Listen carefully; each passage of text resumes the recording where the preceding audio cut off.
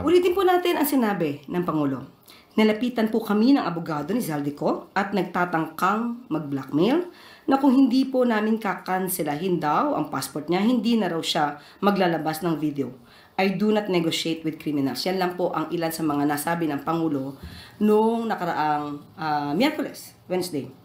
The President has his basis when he said those statements, but as of now, I cannot make further discussion further than what the President said.